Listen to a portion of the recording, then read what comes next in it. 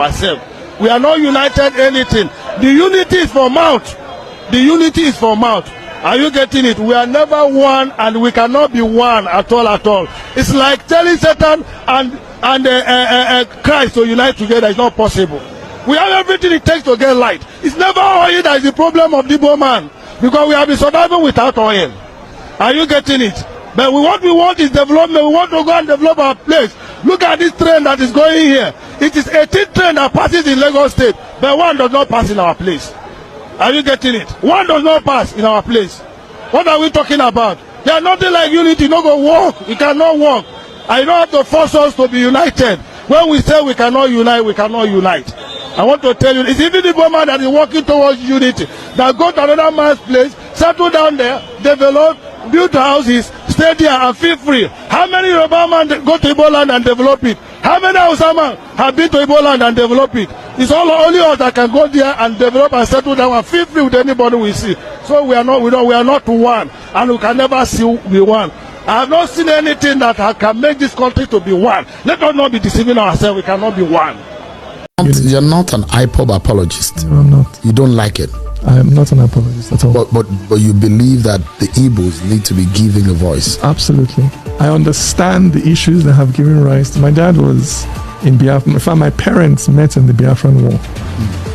My mom and dad met in the Biafran War. So I understand our issues of marginalization, of reintegration into society. The way as an Igbo man, you're always looked at with some suspicion. Even me that has spent the last 10 years preaching one Nigeria, that people that still ask me what my agenda is. You believe in one Nigeria? Yeah, I do. Some of your when I say IPOB brothers, because yes, they are brothers, but they believe differently from what you believe. Yeah. They might see you as a sold out. I mean, this guy is a sellout. As an Igbo person that believes in one Nigeria, you get attacked from the two sides. Do you get that a lot? Yeah, they say you're a sellout, an apologist for Northerners or whatever. They also think that I must have a government appointment. That's the only way I can be preaching one Nigeria. Somebody must be paying me. And then from the other side, people are looking at you with suspicion. What's your agenda and things like that. But there's no agenda. There's just conviction and belief. You truly believe in one Nigeria? Yes. You think that with one Nigeria, that's the only way it can work? It's the only way it can work. I mean, that those who believe that maybe we are better off, regionally, then in those blocks. When the British came, which ethnic group, which region was able to resist them? Which one? Which one? None.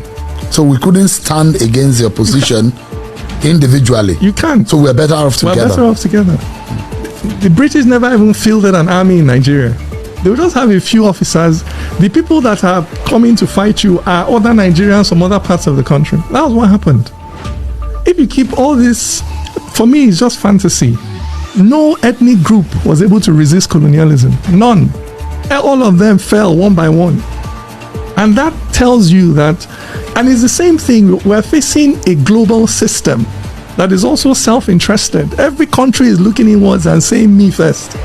There is no ethnic group that is going to be able to carry the African flag by itself. We must come together. We must find a way of coming together. Not just in Nigeria, across the continent. It's an opportunity with Peter Obi. Not only was he competent and capable and ticked all the boxes on that level, on the other hand, he was also an Igbo guy. It was an opportunity to heal a historical wound. We can't reach for our future until we heal certain wounds from our past. So it was an opportunity Nigeria had to kill two birds with one stone. To elect a competent person, and also to heal a historical sense of grievance with Igbo people. I don't think that opportunities like that they don't come often, and it should be seized, because it shows that as a country, there was once a generation of politicians who understood this. I always say that 10 years after the end of the Civil War, an Igbo man was vice president. It was intentional, because people were thinking about, look, we have to have a way of bringing inclusion. It is common sense in a diverse society. People think that when you preach one Nigeria, it means you're preaching we will not have tribe or no. We're saying that ethnicities and tribes will remain, but let's have a fair way of competing. Now, the question is, would there ever be a fair way of competing? Would there ever be a fair way of competing? P2B, the same P2B he was talking about, came for a fair way of competing. What happened? What happened? Did Nigeria, the one Nigeria he is talking about, did he give P2B a chance? Yes, Igbos were ready to let, I believe that Igbos were ready to let go. Had it been that the right thing was done and P2B eventually won the election. But what happened during the election and after the election?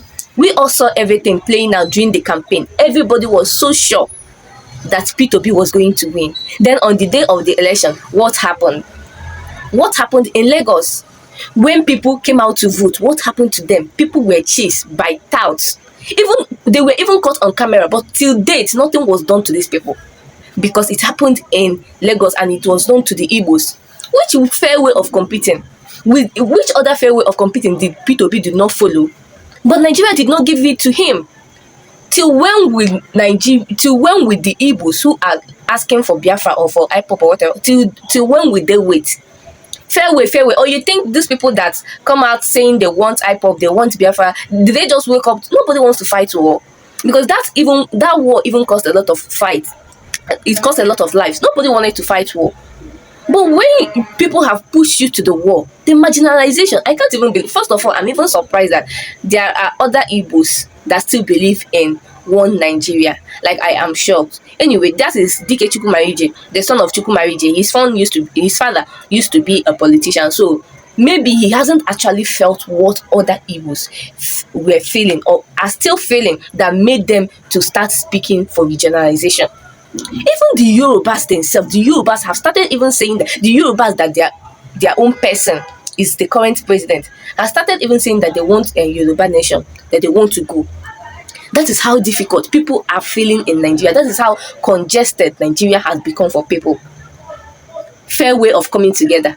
When would that ever happen, please? Well, I don't know. There are still people that still believe in one Nigeria, because people have been this one Nigeria. It has been in existence for a long time. People have been shouting one Nigeria for a long time. But that oneness, you and I know that it is not found when it comes to dealings. Look at the offices we have in the government today. Which people do you see there? How many Igbos? How many other people from the other minorities, other ethnic groups? How many people are there? Yet you are preaching one Nigeria. Anyway, I'm going to show you other videos of what people have to say concerning this one Nigeria, because this one you just heard from Dike Chukwumarije. He's an Igbo man that said he still believes in one Nigeria, that he believes that people should come to how other coming together would work.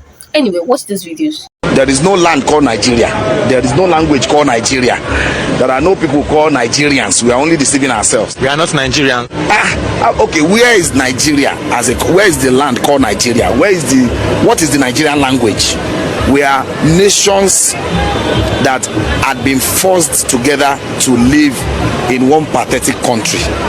So anybody who goes there today to say pray for Nigeria, that person is just deceiving himself, because the people who want to be that Nigeria had not sat down to agree if they want to be Nigeria. If they are not the one in power, then nobody can do it. It's only them that can do it. If you say you deprive Igbo people from having what is supposed to be theirs, allow them to go for their Biafra. If you say Yoruba people are not competent, they cannot rule Nigeria, allow them to go. Then we, the Northerners, should just stay and rule ourselves. If we kill ourselves, that's our business. You cannot say no, because Igbos, you think Igbos are thieves, Igbos are wicked, Igbos are this, they are that, they are this. There is no way that there's not the good, the bad, and the ugly. So if you cannot help the Igbos, allow them to go. If you cannot carry Yorubas, if you don't want them to rule you, allow them to go. Then we, the Northerners, will rule ourselves, if it's going to be better.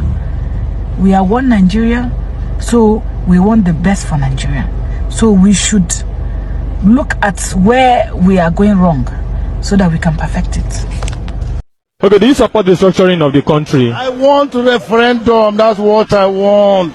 There's nothing like restructuring cannot work. Are you getting it? Because we never love ourselves, and therefore there's no way it will work out. This is 103 years we now come together as one nation. And you can see that there's nothing this country can a kind of boast of for the people. Are you getting it? We are tired of Nigeria being this one country. We are tired. We want total referendum. As a Biafra man, as Igbo man, I don't want Nigeria again. I know unity is the best, but that all those ingredients that can make us to be united is not there. Let us not continue deceiving ourselves. We are not united anything. The unity is for mouth. The unity is for mouth. Are you getting it? We are never one, and we cannot be one at all, at all. It's like telling Satan and Christ to unite together. It's not possible. We have everything it takes to get light. It's never oil that is the problem of the Igbo man, because we have been surviving without oil. Are you getting it? But what we want is development. We want to go and develop our place. Look at this train that is going here. It is 18 train that passes in Lagos State, but one does not pass in our place. Are you getting it? One does not pass in our place. What are we talking about? There is nothing like unity. No go work. It cannot work. I don't have to force us to be united. When we say we cannot unite, we cannot unite. I want to tell you, it's even the woman that is working towards unity, that go to another man's place, settle down there, develop, build houses, stay there and feel free. How many Yoruba men go to Igbo land and develop it? How many Hausa men have been to Igbo land and develop it? It's only us that can go there and develop and settle down and feel free with anybody we see. So we are not one, and we can never be one. I have not seen anything that can make this country to be one. Let us not be deceiving ourselves. We cannot be one. The whole thing explains to you that there are some struggles you do not expect some people to feel with you, even if they are part of your ethnicity or they are part of your group. There are some struggles you cannot expect them to relate with. Yes, number one, he did not witness the war.